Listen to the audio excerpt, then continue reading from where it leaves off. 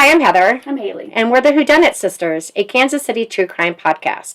This episode is about the 8 women who were found murdered in Kansas City between 1980 and 1984. All of these women were found with their hands bound. All of these women were found with an object wrapped around their necks. All of them were killed by ligature strangulation. 6 of the 8 were found naked from the waist down, but none of them had been raped. No one has been charged with any of their murders, but only 2 of these victims are listed on Kansas City's cold case homicide website. The 6 who aren't listed are considered by police to be prostitutes. All of these victims are black. Their lives matter. Their deaths matter. All of these women deserve justice, and today we're going to talk about their stories. Thanks for watching.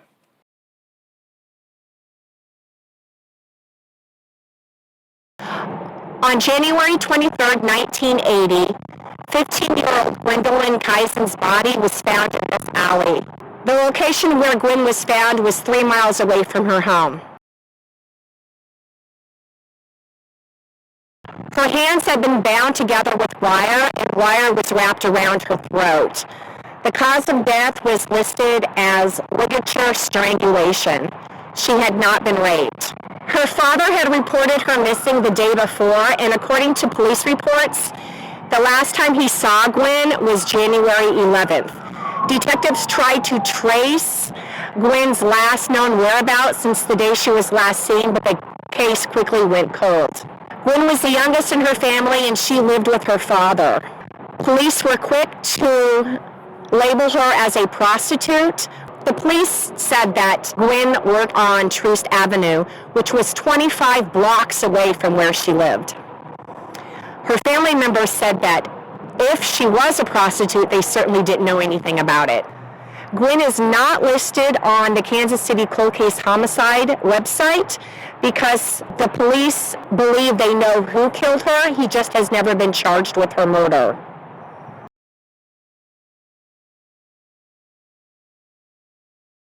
On December 19, 1982, the body of 20-year-old Janice Moore was found in the parking lot across from the Nelson Athens Art Museum.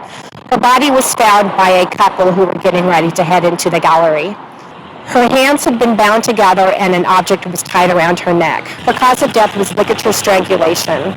She had not been raped. She was last seen the day before by her boyfriend and his mom.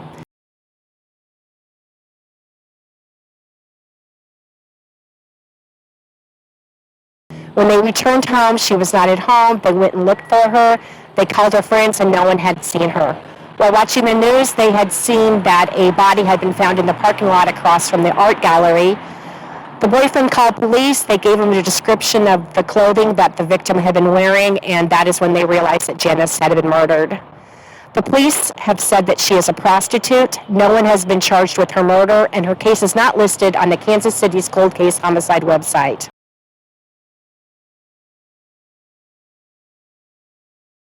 On May 20th, 1983, the body of 17-year-old Sherrie Hall was found in a dumpster behind this building.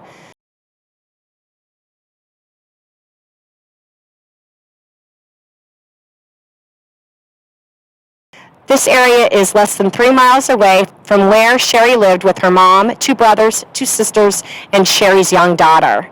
Her hands had been bound and an object had been tied around her neck. She was naked from the waist down, but she had not been raped. She was killed by ligature strangulation. The police have said that Sherrie was a prostitute.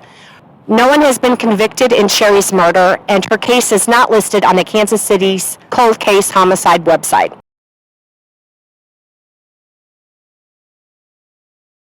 On June 6, 1983, the body of 26-year-old Jacqueline Davis was found in this ravine near Research Hospital by children looking for crawdads. She had last been seen a few days before when she had left to go to the Pink Garter with a man on a date. When she didn't return home, her sister reported her missing. The location of the Pink Garter was 3.5 miles away from here.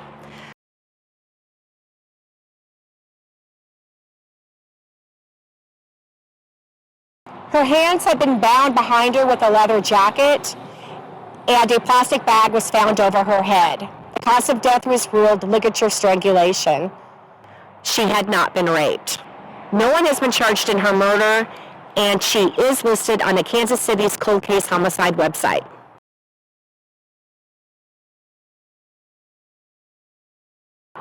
On June 10, 1983, the body of 24-year-old Angela Oliver was found in bushes in the alley behind me.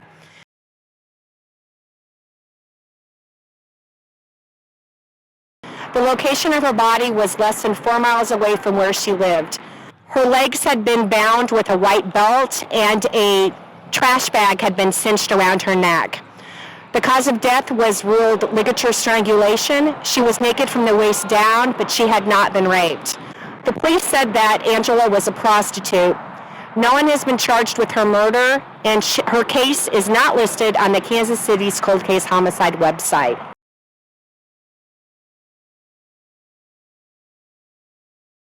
On June 25, 1983, 16-year-old Terri Allen's body was discovered in this field. Terri's body was found 1 mile away from her home.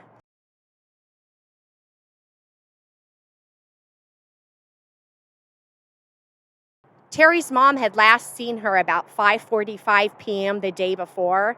Terri had told her mom that she was leaving to go walk up to the cleaners to get some clothes, and she didn't return home. Her mother became concerned, and by the next morning, she called Terri's friends and asked them to look for her. It was her friends who discovered her body in this field. Her hands had been bound together, and an object had been tied around her neck. She was naked from the waist down, but she had not been raped. The cause of her death was ligature strangulation. No one has been charged with Terri's murder, and her case is considered open and is listed on the Kansas City's cold case homicide page.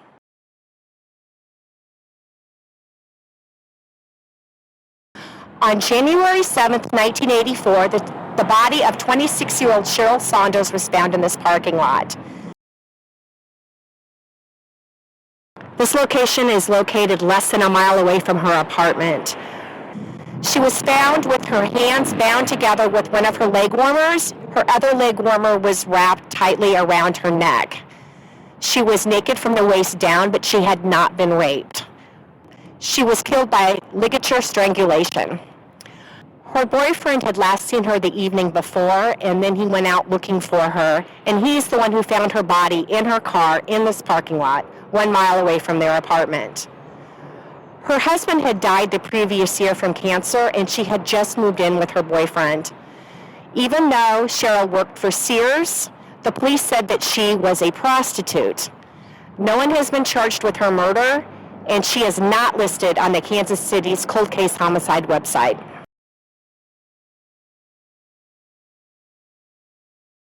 On January 27, 1984, the body of 20-year-old Susan Green was found in this vacant lot under debris. This area was located 1 mile away from where Susan lived. Her hands had been bound, and there was an object tied around her neck. Her death was caused by ligature strangulation. She was naked from the waist down, but she had not been raped. Even though Susan worked as a cashier for Church's Chicken, police said that she was a prostitute. No one has been charged with her murder, and her case is not listed on the Kansas City's cold case website. Let's start talking about Gwen. Gwen was the one that was found in the alley, wrapped with, her arms were wrapped with... Is that the first one? Yeah, the first one we did. The reason why I included her with these 8 women is because she was found bound, not raped, just like all of these.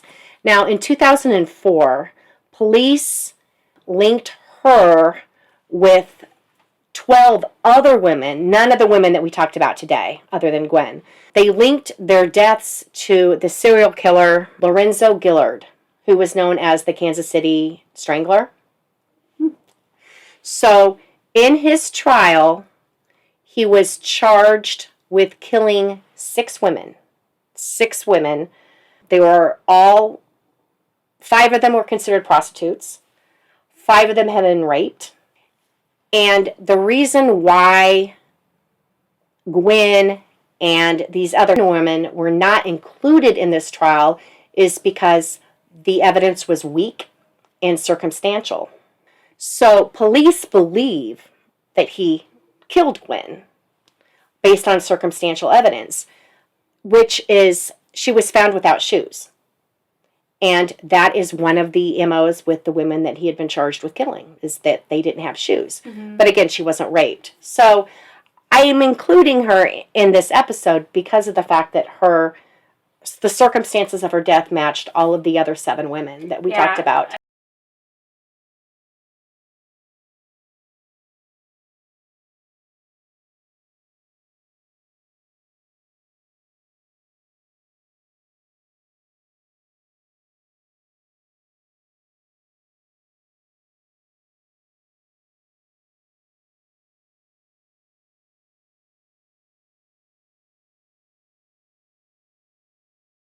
So I'm not trying to say that he didn't kill her, but he wasn't tried with her death. Mm-hmm. So I just wanted to put her in there. So if you look at any database or if you look at any website that's on the serial killer Lorenzo Gillard, and it lists the 13 or the 6 known and the other, the 13 victims, Gwen is on there. So people say that she is.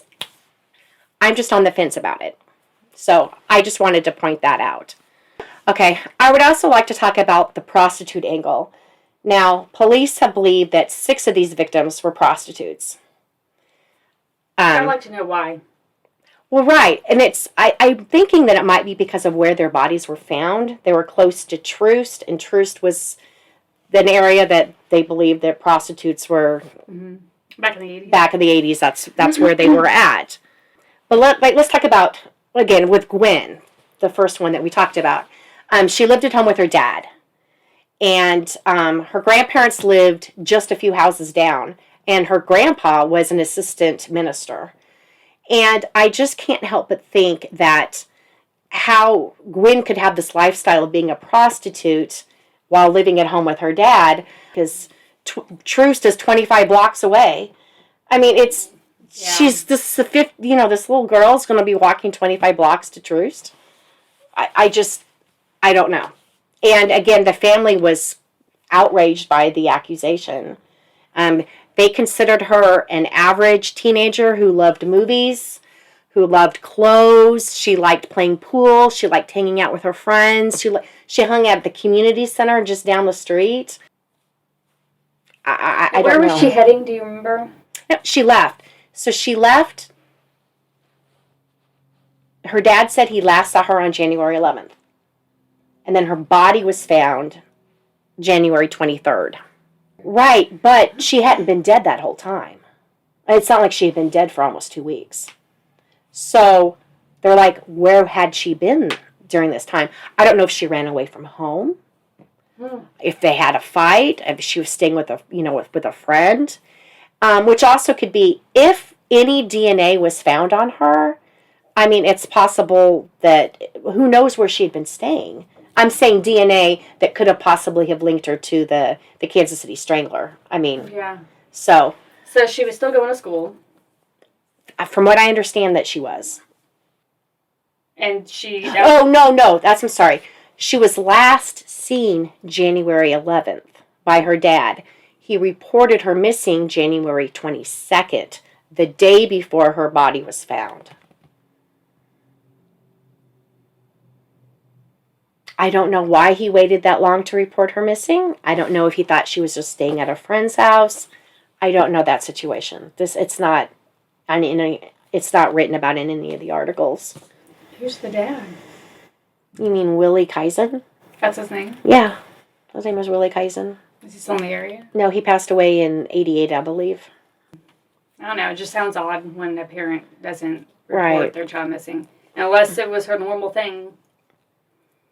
Maybe. I don't know a lot about her personally. I mean, yeah. Other than how her brothers described her. I know that her brothers went to the Lorenzo Gillard murder trial, even though he wasn't charged in their sister's murder, but because he was linked, they actually went to the trial, like, the whole time. And they were hoping to learn more about their sister's death because they weren't told a whole lot about it. And then after the trial, they hoped the prosecutors would then go forward and then charge him in the deaths of the other women that had been linked to him, but that's never happened. And again, it's because the evidence was weak and circumstantial. So, okay. So that's with the prostitution. But let's talk about Cheryl. Cheryl is the 26-year-old whose husband had died from cancer. And that found in the lot in the car. Yeah, that was found in the car. She worked at Sears. And she was last seen the night before. The night before. And then Susan is the 20-year-old who was found in a vacant lot who worked at the Church's Chicken. So I just can't help but think these women both had jobs. I mean, these women worked. I don't understand the prostitute angle. And I don't like that they throw that out or not being listed on the database or the website. Does it say what they were doing or where they were going the last time they were seen? Or they just said last seen, blah, blah, blah? No, it just not said what they were doing. Like, the boyfriend just thought that, like, she was last seen at the house and then she was gone. No. I'm curious, okay, where were they going? Except for the one with the laundry. Except for Terri.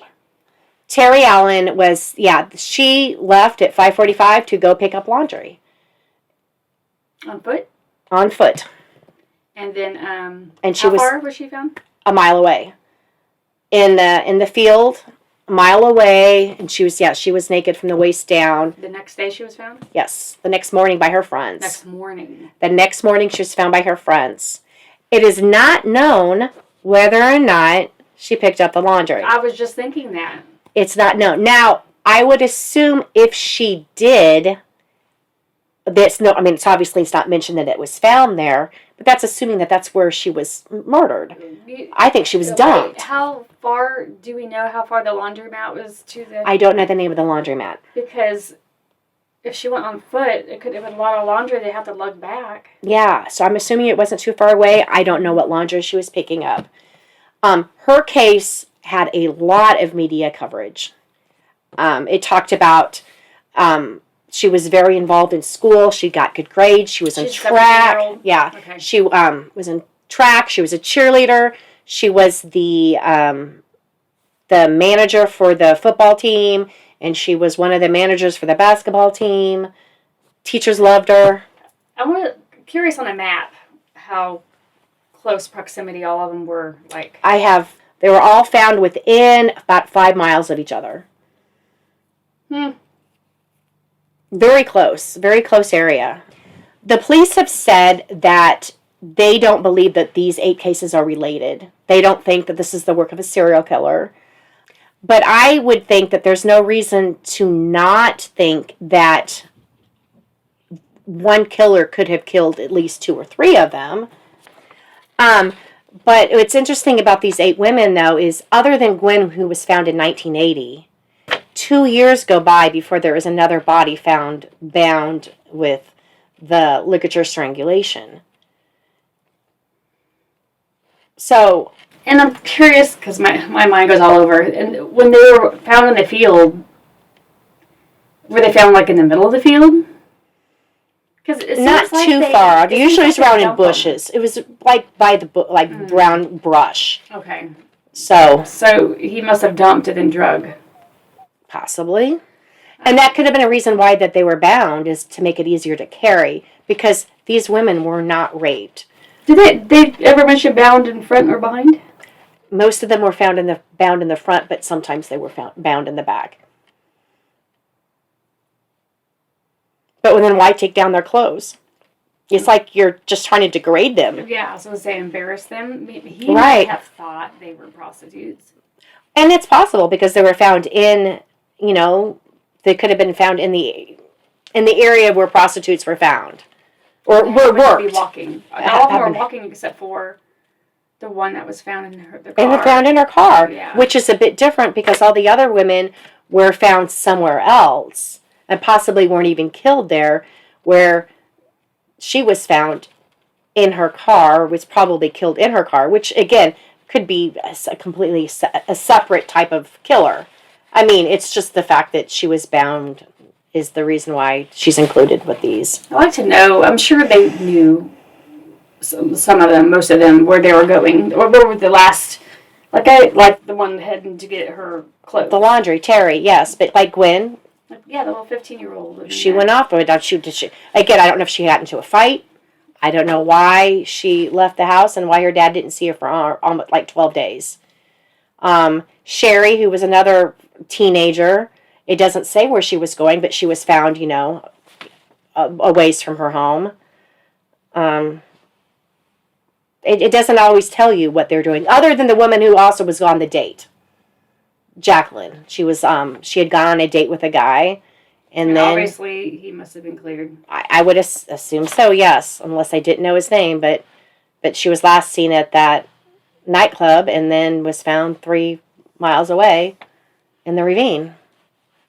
And I'm assuming that was her leather jacket that was tied around her. It doesn't say whether or not that was her leather jacket tied around her. Yeah, I think there'd be more information, like the leg warmers are probably hers, the white belt. Right, the right belt around. Yeah, but there's just not a lot of information. Plus back in the 80s. Plus, it doesn't sound like they probably took it overly They didn't, because they were labeled as prostitutes. And so there's not a lot of information. Terri had the most articles written about her, and she was not a prostitute, and she was a student. I'm kind of curious how many black women have been killed all in the past and how many were labeled as prostitutes.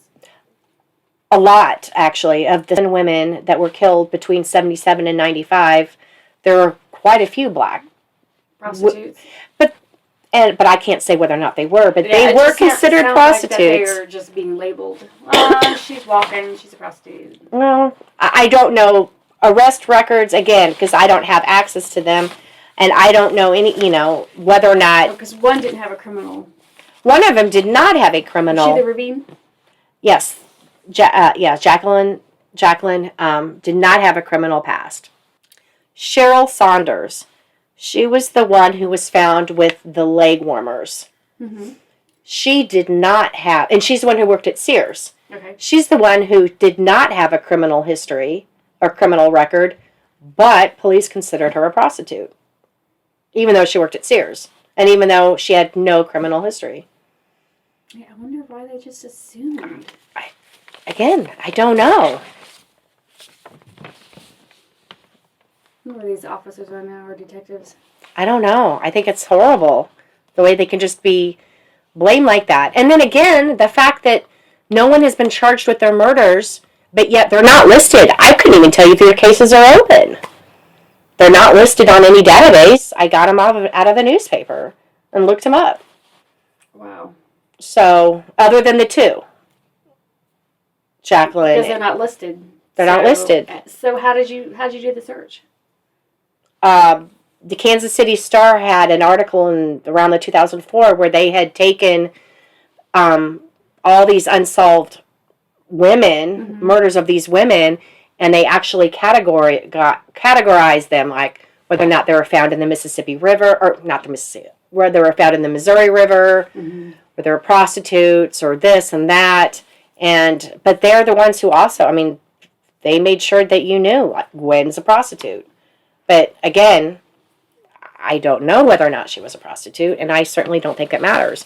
Or Sherrie. Sherrie's 17 years old because she was a single mom, but she lived at home with her mom and her siblings. I don't know where she was headed before she was found, but again, and it doesn't matter, even if she was, none of these women deserve to have been murdered that way, but... No, so if you know any information about the murders of these women, please... Or if you have your own theory. Right. Please let us know. You can always message us or send us an email. And please share and please like, because that's how we get these stories out there. Right. So thank you very much for watching. Thank you. Thank you. Bye.